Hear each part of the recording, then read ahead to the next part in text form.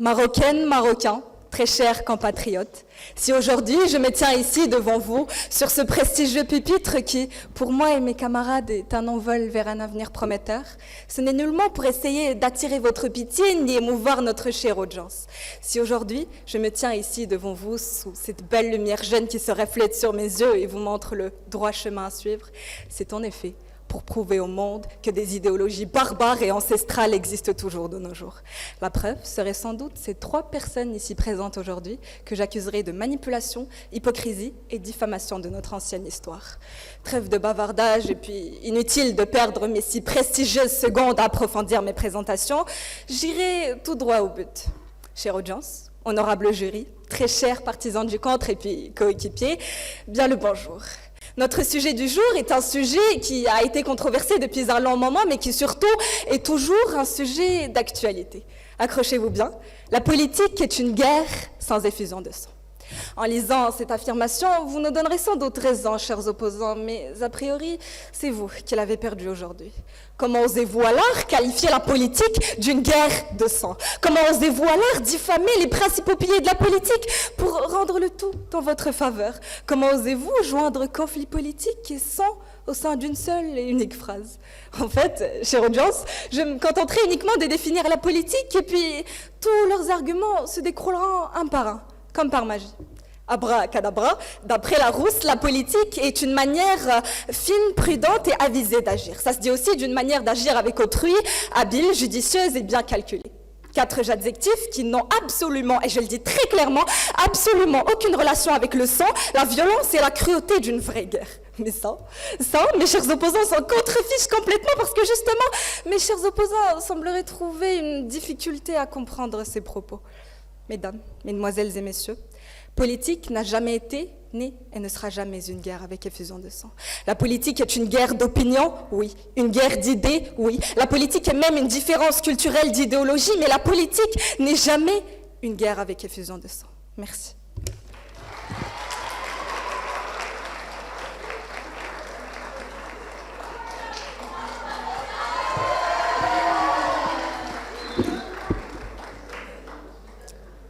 Mesdames et messieurs, honorables jury, opposants, bonjour.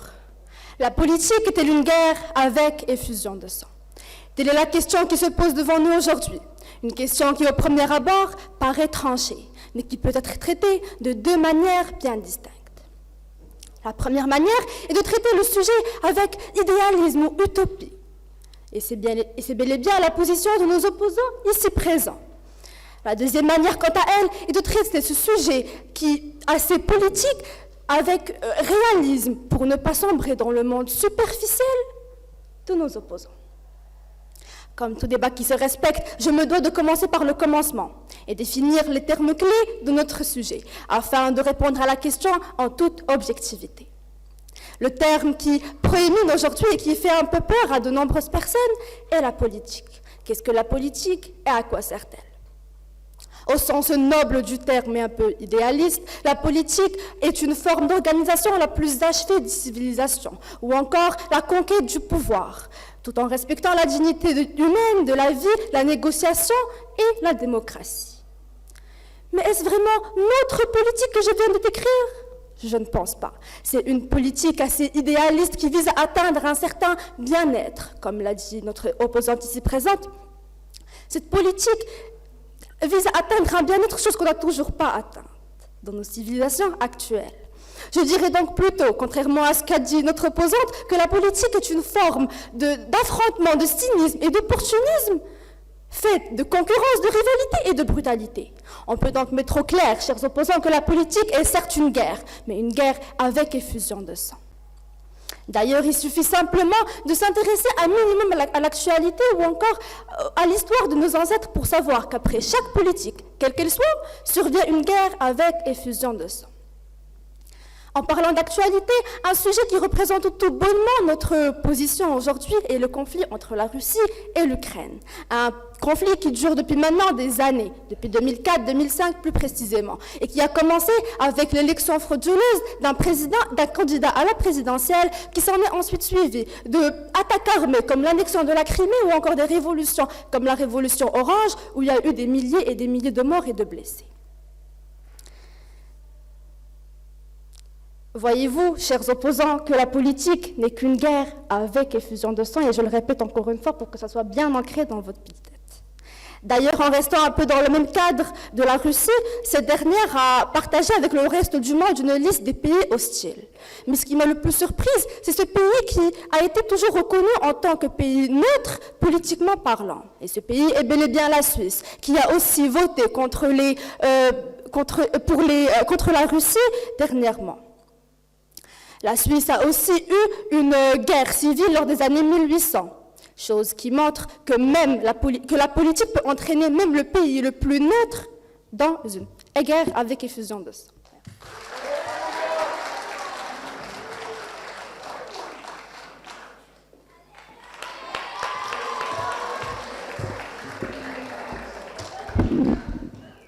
Honorable jury, chère audience, chers opposants, bonjour. Les mots ne peuvent exprimer à quel point je suis comblée et honorée de me tenir ici devant vous afin de débattre notre sujet d'aujourd'hui. La politique est une guerre sans effusion de sang. Et oui, je répète, sans effusion de sang. Le célèbre leader Mao Zedong dit que la guerre et la politique sont la même chose. Or, la politique peut être sans combat par des moyens pacifistes, ce qui résoudra le différend de manière équitable et démocratique. La guerre est donc une bataille d'idées entre différentes parties. Mikhail Okhotsk, un philosophe contemporain, estime que la politique n'est que l'organisation de la gestion de l'État, ce qui implique de faire tout ce qui est nécessaire afin de promouvoir le bien-être du peuple. D'ailleurs, comme l'a dit le professeur Bernard Crick, la politique est une organisation pacifiste des conflits. Les conflits d'idées et d'intérêts sont résolus par des méthodes organisées et légales convenues au préalable. De plus, si un domaine social et idéologique, c'est bien celui de la politique. En effet, peu d'idéologies sont aussi explicitement défendues et contestées que les idéologies politiques, comme nous l'avons appris de l'histoire du socialisme, du communisme, du libéralisme, etc. Les élections, les parlements, les campagnes politiques, la propagande, les manifestations et beaucoup d'autres phénomènes du champ politique sont ainsi profondément idéologiques. Laissez-moi vous éclairer sur ce point. Selon l'hypothèse d'école, la politique, selon sa double étymologie, politikos et polis, réfère à un ensemble de stratégies de gestion de la cité, de conquête ou de conservation de pouvoir. Tout au long de l'histoire, elle a cherché à se détacher de l'état de droit, de l'état de nature, afin de se cristalliser dans l'état de droit. Chez les Grecs, elle aura été tour à tour. Aristocratie et phallocratie, gérontocratie et plutocratie, avant de parvenir à une forme stable, la démocratie, qui est d'ailleurs l'un des piliers de notre établissement. Bien que les affrontements subsistent, au vu du reste des enjeux divergents, la politique démocratique est policée. Elle est une guerre sans effusion de sang. Ça veut dire qu'on débat sans combattre, dans le respect le plus strict des règles du jeu démocratique, la tolérance, la reconnaissance du verdict des urnes, la séparation des pouvoirs, etc. Parlons un peu de relations internationales. Selon le Centre de ressources et d'information sur l'intelligence économique et stratégique, la diplomatie est une pratique de relations internationales. Elle organise les échanges politiques entre les États et gouvernements en vue d'assurer une coopération pacifiste, ou bien tout simplement la restauration de la paix. La diplomatie rend compte des relations qu'entretiennent les États entre eux, transcrivant ainsi leurs rapports de force, leurs enjeux de puissance ou leurs stratégies d'alliance. Elle se place en interface entre les entités pour faire converger les volontés vers un consensus, évitant ainsi l'effusion de sang, en cristallisant l'accent dans un processus de réflexion et de dialogue. Stratégie non violente pour traiter un différend, en vue de cesser une inimitié et ramener la paix. Les diplomates négocient les mots qui serviront à éviter l'effusion de sang, à vivre ensemble ou côte à côte. Il le fait en écoutant l'autre, parfois dans le secret, toujours à la recherche d'un point d'accord. Maintenant on parle. C'est avec cette phrase, promesse de paix, que les diplomates du monde entier entrent en scène. Parmi les nombreuses fonctions de la diplomatie, certaines incluent la prévention de l'effusion de sang et de la violence et la consolidation des relations entre deux nations. C'est pour la diplomatie que certains pays peuvent vivre en harmonie. Donc, sans diplomatie, une grande partie des affaires du monde serait abolie. Les organisations internationales n'existeraient pas et surtout, le monde serait en état d'effusion de sang permanent. Merci.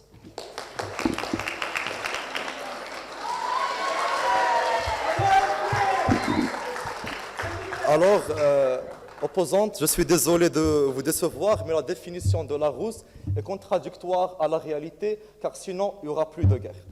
Et pour une petite remarque, s'il vous plaît, essayez de nous faire passer l'idée en bref, car le but d'un débat, c'est une interaction, non juste de lire votre intervention. Merci. À la politique, un océan obscur, embelli par des points d'interrogation, dans lequel la réponse à nos questions, c'est la noyade. Un océan obscur contenant les cadavres des centaines de millions de victimes des deux guerres, de la guerre en Irak, en Chine, en Palestine, au Yémen, au Congo, et bien d'autres guerres. Et bien évidemment, je n'ai pas cité ces guerres aléatoirement, car comme on sait tous, ces guerres sont purement politiques. Mesdames et messieurs, bien le bonjour. Plus de 50 millions de morts, des centaines de millions de blessés, de veuves et d'orphelins, c'est le bilan du conflit le plus meurtrier recensé par l'histoire de toute l'humanité. Ah, la Deuxième Guerre mondiale. En effet, votre cours que vous aurez certainement régional est contradictoire à la position que vous défendez avec votre équipe. Car, comme on sait tous, cette guerre qui est très sanglante et qui est très sanglante, je me rappelle, qui est très sanglante, était derrière l'effusion de plusieurs sangs. Et si je me rappelle très bien, le premier paragraphe de ce cours parle des causes de la guerre. Et si vous avez remarqué que ces causes étaient purement politiques. Donc, parlons de la politique un peu et des invasions. L'invasion de la Mandchourie par la Chine en 1931, l'invasion de l'Éthiopie par l'Italie en 1935, l'invasion de la Tchécoslovaquie et l'Autriche en 1938 par l'Allemagne, et surtout l'invasion de la Pologne en 1939 par l'Allemagne, qui était derrière le déclenchement de la Deuxième Guerre mondiale. Si on lit entre les lignes avec un peu d'intelligence, on va comprendre qu'en quoi ces invasions sont purement politiques avec un but lucratif et économique. Car sinon, je ne vois pas pourquoi l'Allemagne et l'Italie et la Chine vont mobiliser leurs forces militaires et humaines pour envahir ces colonies-là. Donc, on peut déduire ça. Passons. Restons toujours dans la même époque, mais après la Deuxième Guerre mondiale. Et si je me rappelle très bien, le dernier paragraphe de votre cours parle des conséquences plutôt de la Deuxième Guerre mondiale. Et parmi ces conséquences-là, on retrouve le début de la guerre froide qui oppose l'URSS à les USA. Et n'essayez même pas de nous parler de la guerre froide, puisque c'est une guerre selon Wikipédia, oui, sans armes, mais je suis là pour vous prouver que cette guerre était derrière l'effusion de beaucoup de sang. Car comme on sait tous, durant la période de la guerre froide, il y a eu beaucoup de guerres partout dans le monde. On prend comme exemple la guerre de la Corée, une guerre sanglante avec 3 millions de victimes qui a opposé les URSS, plutôt la Corée du Nord financée par les URSS, à la Corée du Sud financée par les USA. En fin de compte, c'est une guerre indirecte entre l'URSS et les USA et qui a causé 3 millions de victimes. Vous avez vu, même quand j'ai pris votre position, je me suis trouvé contradictoire, car en fin de compte, c'est une guerre qui est censée être sans affrontement direct, mais qui a abouti à, qui était derrière 3 millions de victimes très très sanglants. Donc, en guise de conclusion, eh bien, j'aimerais bien finir mon intervention avec une citation de Karl von Clausewitz qui dit, je cite, « La guerre n'est qu'une continuation de la politique avec d'autres moyens. » Et je voulais juste aussi analyser le truc de la guerre froide avec esprit perspicace. Et si on pense un peu, la guerre froide n'est qu'une conséquence de la guerre en Ukraine. Comme a dit ma camarade Camélia, pensez-y. Merci.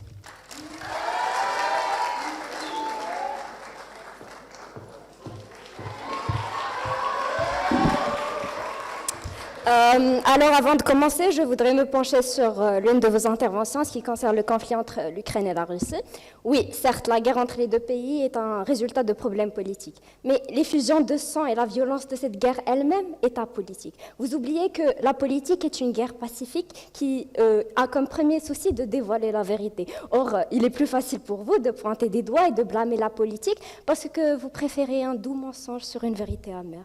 Je voudrais aussi répondre, monsieur, qui insinue que nous mélangeons entre vérité et abstrait. Eh bien, non. La politique est bien une guerre et on veut faire entendre par là un art stratégique qui se déroule dans un espace pacifié. Bref, mesdames et messieurs, bonjour. Mesdames et messieurs, bonjour. Compte tenu du flou qui règne concernant la politique, puisque depuis que vous, chers opposants, avez commencé, mes oreilles saignent de votre petit enchevêtrement de définition. À la lumière de ce qui précède, je puiserai donc ma première explication en ce sens. Tout d'abord, je voudrais clarifier la différence entre le politique et la politique. À cet égard, je suis tentée de vous répondre, déshabillons-les pour voir la différence. Curieuse idée, nous dira-t-on, de nous lancer dans un éloge de la politique. Que répondez-vous à ceux, notamment aux jeunes gens, qui ne peuvent plus envisager la politique autrement qu'un lieu d'affrontement des cynismes et des opportunismes? Eh bien, le politique est une personne qui mène une politique. C'est M. Benkiran, M. Arnouch, ce sont des acteurs qui exercent un poste dans la vie. Plus sérieusement, la politique est le terme qui désigne l'ensemble des actions menées par un gouvernement ou un parti politique. C'est la mise en scène, c'est les coulisses, c'est ce qu'on ne voit pas. Et malheureusement, c'est ce que vous décontenancez dans vos propos. Alors, comment l'action la plus vaste, la plus lourde de conséquences, à savoir la guerre, avec ses suites et ses approches, échapperait-elle à l'ambition politique humaine ? Comme disait Aristote, l'homme est un animal politique. J'ai l'impression que ces quelques minutes de parole ont besoin d'une petite touche artistique, alors on parlera de roulement tambour, l'art. Plus précisément, l'art chinois de la guerre qui a vu le jour grâce à la politique. Au plan historique et dans l'Empire du Milieu, la guerre change complètement de nature, de méthode et de forme. C'est à cette époque que se modifie le rapport entre guerre et politique et société. L'art chinois de la guerre est un art de l'oblique qui vise à vaincre sans ensanglanter la lame, et je souligne sur sans ensanglanter, en investissant le champ tout entier du politique et en dominant totalement l'adversaire avant même le déclenchement du combat. La dimension globalement politique des affrontements est alors rappelée à Suez, où la victoire militaire franco-israélienne est annulée par la pression conjointe américano-soviétique. L'Indochine montre qu'une guerre asymétrique peut simplement être annulée par une puissance dominante, et le Vietnam qu'un conflit ne se gagne pas forcément sur un champ de bataille. Enzo Traverso, intellectuel et historien italien, qualifie par exemple une guerre sans effusion de sang de conflit politique dans lequel s'affrontent des valeurs, des idéologies, des visions du monde, des conceptions de la culture. Alors, comment osez-vous mépriser la politique et la culpabiliser d'absurdité? Si vous pensez être au-delà de toutes les lois et les notions, alors allez-y, prouvez-nous cette bravoure si intense que vous proclamez avoir. Trouvez une solution aussi pacifiste que la diplomatie et la préconisation de la paix. On sera à votre écoute.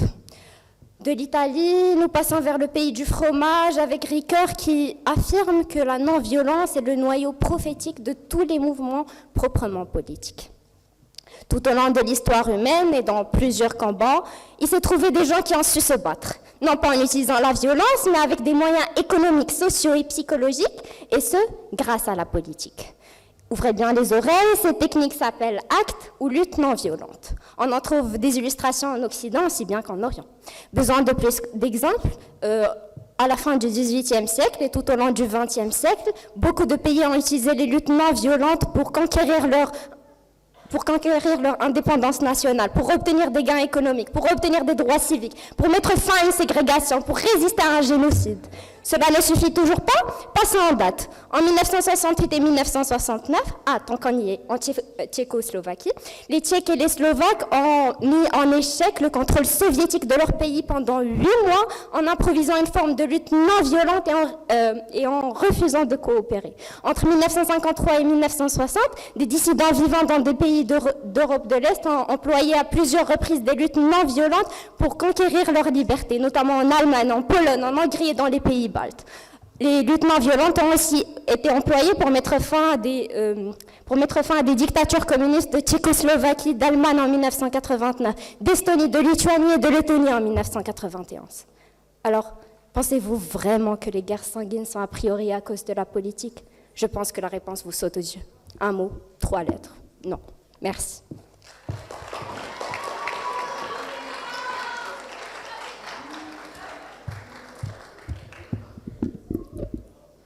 Ah, la politique, quel terme magique et puissant qui nous réunit tous autour de ce pupitre aujourd'hui. La politique qui cache derrière sa vitre parfaite et luisante un monde cruel et sans pitié. Je reviens sur votre passage, chère opposante, lorsque vous avez parlé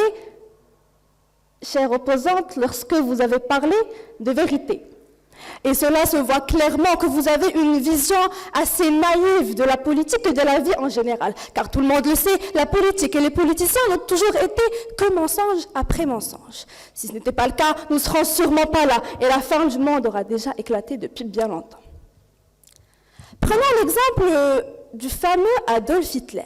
Ce nom vous dit sûrement quelque chose. Eh bien, ce héros de la propagande et dictateur a tué des milliers et des milliers d'individus qui s'opposaient à son idéologie. Cela n'est pas assez suffisant et concret pour vous convaincre. Voici une autre preuve. Adolf Hitler a tué et décide d'éliminer des milliers de juifs et d'autres minorités qui, selon lui, ne font que polluer sa nation, la même et le monde en général. Et donc, selon lui, les Juifs n'étaient que des parasites et des vermines dont il fallait débarrasser l'Allemagne et le monde. Hitler a lancé un massacre ensanglanté où des milliers plus précisément 6 millions de Juifs et 5 millions d'autres individus ont été tués. Ce fut ce qu'on appelle le génocide, ou plus communément appelé l'Holocauste. Un hécatombe de 6 millions d'individus qui a donc créé une guerre avec effusion de sang. Un autre exemple tout aussi cruel que ce dernier est celui de Mohamed Boudiaf, un ancien président algérien qui fut massacré et tué par un sous-lieutenant de la même nationalité. Vous voyez, mesdames et messieurs, que la politique a fait couler plus de sang que d'encre. Les politiciens et les chefs d'État sont dotés d'un certain charisme qui leur permet d'ensorceler et de faire croire à leurs citoyens que la politique aide à instaurer la paix et la sécurité dans le monde, chose qui est totalement erronée et que je viens de prouver avec les exemples cités précédemment. Passons maintenant à un autre type de politique, la politique économique, et faisons ensemble un petit voyage dans le temps, plus précisément en 1981 à Casablanca. Lorsque le gouvernement marocain décide de réduire considérablement le subside qu'il accorde aux produits alimentaires, et cela en augmentant les prix de la farine et du pain de 50%. Les citoyens marocains réagissent et plus d'1 million de jeunes décident de descendre dans les rues casablancaises afin de défendre leurs droits pleinement. Le gouvernement marocain a réagi lui aussi et a transformé cette révolte en un massacre ensanglanté qui a tué des milliers et des milliers d'individus. Encore une fois, mesdames et messieurs, l'histoire nous montre clairement que la politique n'est qu'une guerre avec effusion de sang.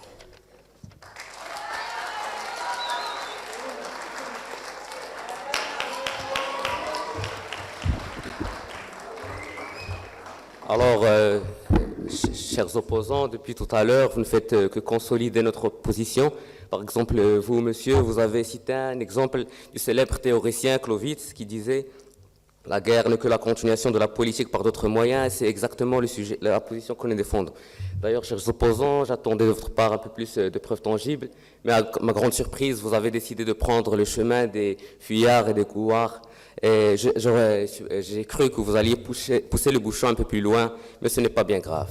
Enfin bref, la politique est une guerre sans effusion de sang. Traduisez, la guerre fait partie de la politique. Mesdames, mesdemoiselles, messieurs, bonjour.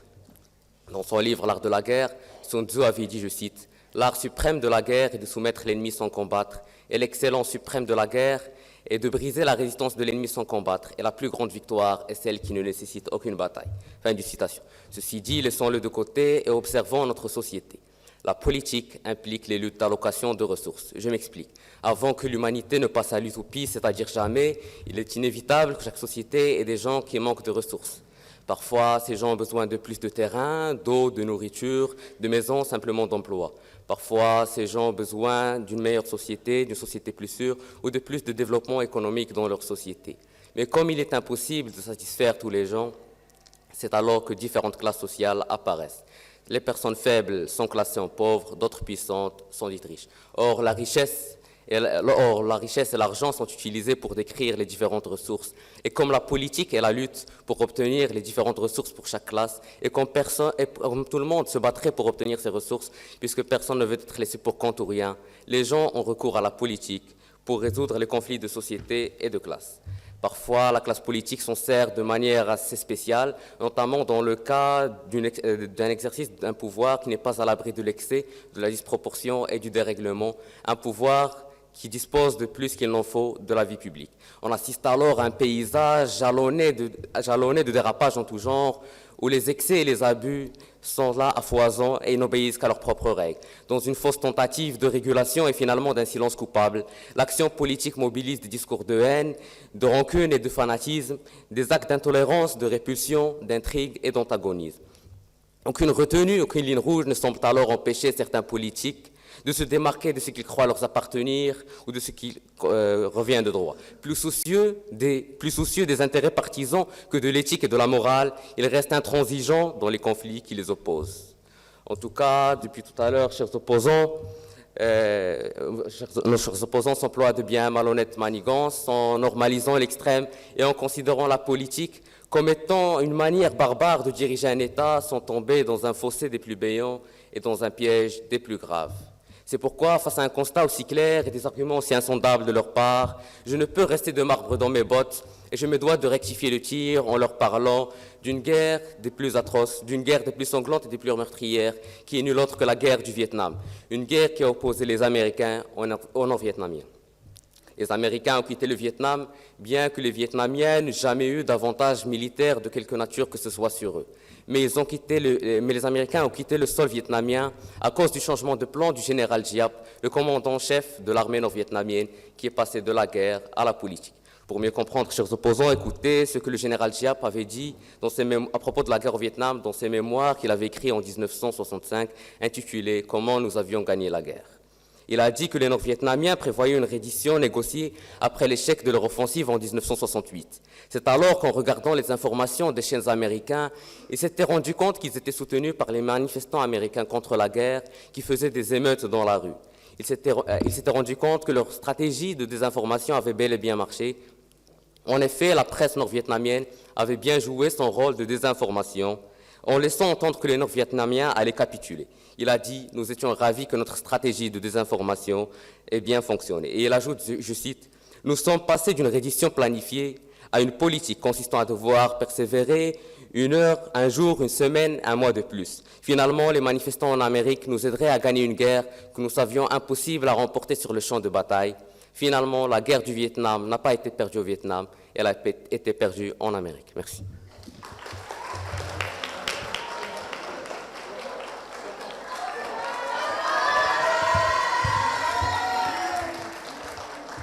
Chers opposants, depuis le début de ce débat, j'attends qu'un seul exemple qui illustre votre position et qui montre que tout conflit politique n'est pas forcément suivi par une guerre civile, mais non, aucun. Je suis profondément déçue. Mais vous avez par contre mentionné Mao Zedong et parlons de Mao Zedong. Si vous l'ignoriez, notre sujet aujourd'hui est une citation qui appartient à Mao Zedong, un ancien chef d'État de la Chine. Jusque-là, tout va bien. Mais si vous aviez approfondi rien qu'un petit peu vos recherches, vous vous seriez rendu compte que la position que vous défendez tant bien que mal, cette position pour laquelle vous avez décidé d'aller au front aujourd'hui, n'en valait finalement pas la peine. Car voyons voir, qui était vraiment ce Mao Zedong ? Était-ce un dictateur qui avait instauré l'obligation de s'incliner 3 fois devant son portrait ? Était-ce un nymphomane qui a entretenu un grand nombre de relations sexuelles juste parce qu'il pensait que cela allait augmenter son espérance de vie et qui est même allé jusqu'à jusqu'à entretenir pendant 5 longues années des rapports sexuels avec une jeune fille de 13 ans? Certainement pas. Nous, chers opposants, n'oseraient quand même pas défendre les propos d'un tel homme, n'est-ce pas? Mais décidément si, et nous ne sommes pas au bout de nos surprises, puisqu'elles ont même décidé de faire de lui un exemple à suivre et une cause qui mérite d'être défendue. Mesdames et messieurs, voyez-vous l'ironie? Certes, là n'est pas notre sujet, mais ça en dit assez long sur la légitimité et la crédibilité de ces dires. Je peux tout de même vous donner un exemple qui, lui, illustre et traite notre sujet à la perfection et qui montrera que la politique n'est pas une guerre sans effusion de sang, mais avec effusion de sang. C'est la révolution culturelle chinoise initiée par notre pédophile préféré, Mao Zedong. Alors, je vous explique très brièvement comment ça s'est passé. Mao Zedong voulait consolider son pouvoir et relancer sa politique qui, selon lui, était la voie vers le socialisme. Mais pour ce faire, il avait des opposants à éliminer. Il s'appuya donc sur la jeunesse, une jeunesse juvénile, facilement influençable, une proie facile, qui lui permettra d'y arriver. Il ordonna de distribuer son livre rouge, son fameux livre rouge, à des millions de jeunes lycéens et les obligea à le lire. Mais ce qu'ils ignoraient, c'est que une fois que vous avez lu le livre rouge, c'est-à-dire une fois que vous avez fait ce qu'on vous a obligé à faire, vous êtes automatiquement considéré comme maoïste et vous devez donc impérativement participer à la révolution. Et celui qui refuse est bien évidemment très rapidement éliminé. La révolution commence et quelques mois plus tard, cette guerre idéologique se transforma en folie collective.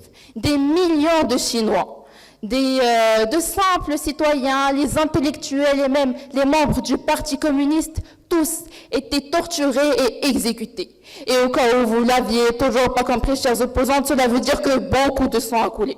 Bref. Cette période de chaos continue, toujours plus incontrôlable et plus sanglante. Plusieurs massacres ont eu lieu à plusieurs endroits, notamment le massacre de Guangxi, où un cannibalisme massif s'est déroulé.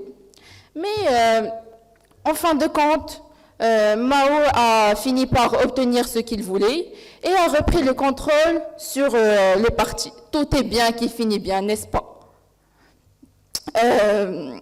Bilan général. Alors, famine de masse et 20 millions de morts, tout cela pour assouvir sa soif du pouvoir et honorer la politique de Mao Zedong. Mais que peut-on y faire? C'est comme ça que ça se passe, la politique. Mao Zedong n'était qu'un simple exemple, qu'un politicien, qu'un démagogue comme tant d'autres qui élimine et liquide tout ce qui les contrarie. Votre vision de la politique, chers opposants, est tellement simpliste, utopiste, idéaliste, illusoire, bref, tout sauf réaliste. Si on se fie à votre raisonnement, notre monde est un monde si paisible, où la loi du plus fort n'existe plus, où la démocratie passe avant tout. Votre absurdité est telle du sable mouvant qui ne cesse d'aspirer et d'avaler votre bon sens, et vous mène donc ici à défendre de telles idées et de telles positions.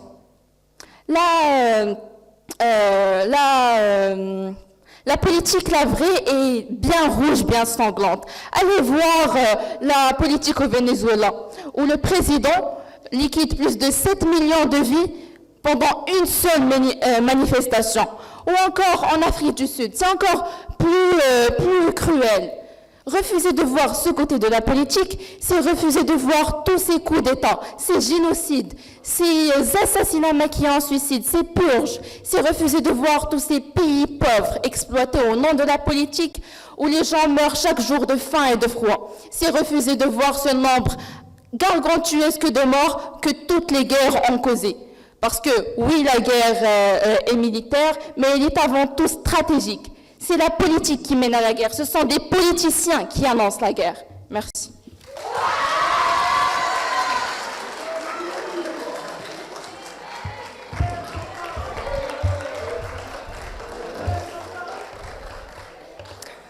Oula, notre chère camarade Camélia a osé qualifier notre monde d'utopique. Excusez-moi de vouloir être réaliste et de choisir la paix exactement comme ce que notre cher politique essaye de faire. Quant à notre cher camarade Rally, il a préféré aujourd'hui jouer au Jamel Debbouze et vous faire un show pour combler son manque d'arguments. Il ose aussi décrédibiliser nos propos alors que ses sources étaient Wikipédia. Laissez-moi rire. En revanche, notre très cher Kautar,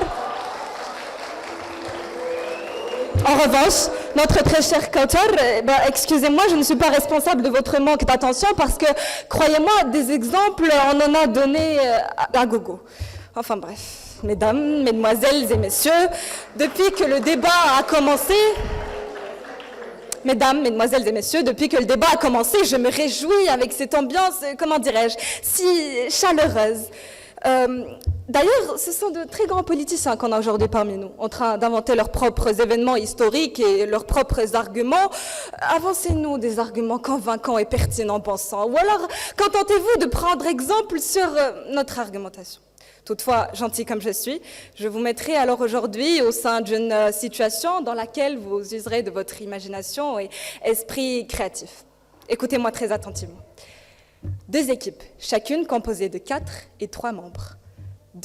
Un sujet et 2 opinions différentes. Après vous avoir écouté très attentivement, je n'arrivais toujours pas à adhérer à vos propos et j'étais fermée à toute discussion. Mon seul refuge était alors la guerre. Ma petite mitrailleuse, mon stock de grenades, et puis je commence à balancer le tout. Il y aura du sang qui s'écroule de partout, des cadavres de nos chers politiciens, mais malheureusement, leurs opinions et idées étaient toujours ici, présentes aujourd'hui, vivantes. Je n'arrivais guère à les tuer de cette manière. Bon, dit comme ça, on dirait que ça sort tout droit de la bouche d'un psychopathe et que je rêverais de commettre ce crime, ce qui n'est d'ailleurs pas le cas. Un débat est une guerre d'opinion causée par une différence de point de vue et qui souvent, après une discussion diplomate, est réglée.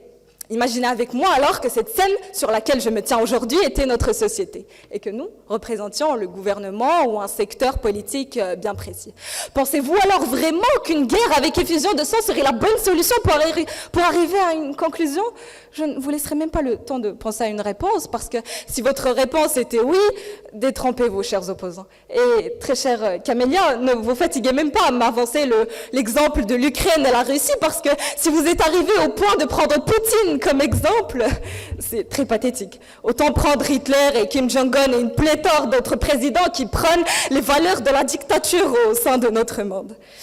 Ensuite, très chère audience, comment je me suis permise aujourd'hui d'oublier l'exemple le plus flagrant de nos jours, l'Algérie et le Maroc. Depuis 1975, ces 2 pays sont en guerre. Je m'explique. Quand je dis guerre, je parle d'une différence de position et un conflit politique. Et pourtant, jusqu'au jour d'aujourd'hui, je ne vois pas de cadavre à côté de moi, je ne vois pas de sang. Et d'ailleurs, petite anecdote, au sein de notre classe, on a un Algérien avec nous. Et croyez-moi, je ne l'ai jamais touché. Il n'y avait pas de violence. Et on est en conflit politique, mais on n'est pas en guerre. Donc, trêve de bavardage, la politique est une guerre sans effusion de sang. Merci.